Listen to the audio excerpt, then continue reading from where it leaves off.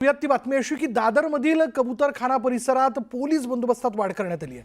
मुंबई महापालिकेकडून कबूतरखान्यावर ताडपत्री लावण्याचं काम सुरू आहे आणि याआधी लावलेली ताडपत्री आंदोलकांनी फाडली होती। त्याच्यामुळे आता पोलीस बंदोबस्तात नव्यानं ताडपत्री लावण्याचं काम जे आहे ते कबूतरखान्यावरती केलं जात आहे।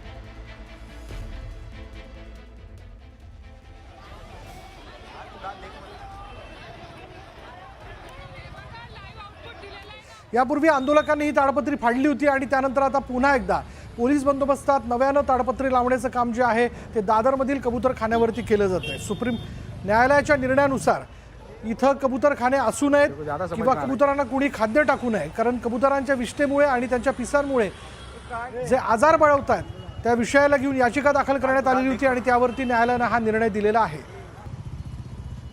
आणि त्यानंतर आपण बघतोय आंदोलकांनी ही ताडपत्री फाडली होती। कबूतरांना इथं खाणं जे आहे, धान्य जे आहे ते टाकू दिलं जावं अशी त्यांनी मागणी केलेली होती। ही सक्ती चालणार नाही असं आंदोलकांचं म्हणणं होतं आणि त्यानंतर ही ताडपत्री फाडल्यानंतर आता पुन्हा एकदा नव्यानं तिथे ताडपत्री लावली जाते।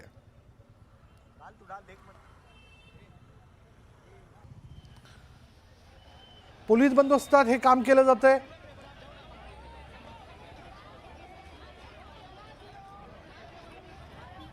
काही गटांचा हे कबूतरखाना बंद करण्याच्या विषयाला घेऊन विरोध आहे आणि तो विरोध लक्षात घेता आणि यापूर्वी झालेलं आंदोलन लक्षात घेता पालिकेकडनं आता तिथे ताडपत्री लावण्याचं काम वेगानं केलं जातंय।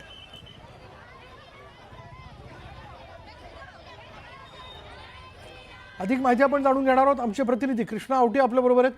कृष्णा, काय माहिती याबद्दल?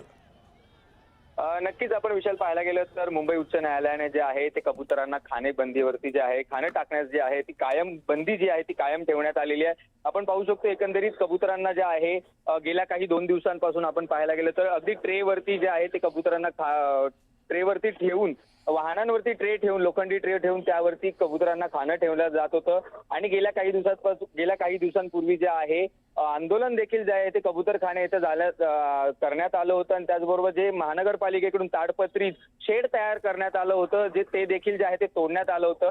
आपण पाहू शकतो की उच्च न्यायालयाने अगदी गेल्या 2 दिवसांपूर्वी जे आहे ते उच्च न्यायालयात जो आहे तो निर्णय देण्यात आला, बंदी कायम ठेवण्यात आली। त्यानंतर आज जे महानगरपालिकेकडून थेट पुन्हा एकदा जे आहे ते शेड, ताडपत्री आणि शेड जे आहे ते लावण्यात आलेलं आहे। त्याचबरोबर त्या ठिकाणी बोर्ड देखील लावण्यात आला आहे की कबुतरांना खाणं टाकू नये, दंड महानगरपालिकेकडून तुम्हाला दंड आकारण्यात येईल आणि त्याचबरोबर कुठलाही अनुचित प्रकार किंवा पुन्हा एकदा जमावबंदी किंवा गोंधळ होऊ नये म्हणून देखील मोठ्या प्रमाणात जे आहे ते पोलिसांचा फौजफाटा जो आहे तो तैनात करण्यात आलेला आहे आणि त्याचबरोबर ताडपत्री जे आहे ती पुन्हा एकदा जे आहे ती महानगरपालिकेकडून लावण्यात आलेली आपल्याला पाहायला मिळते। विशाल, धन्यवाद कृष्णा या सगळ्या तपशिलाबद्दल। आणि आता आपण बघणार आहोत सुपरफास्ट 100।